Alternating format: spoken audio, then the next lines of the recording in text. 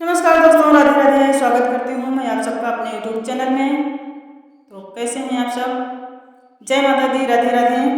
आप लोगों के बीच एक बहुत ही प्यारा गीत लेके आई हूँ। कैसा लगा कमेंट बॉक्स में ज़रूर बताइएगा।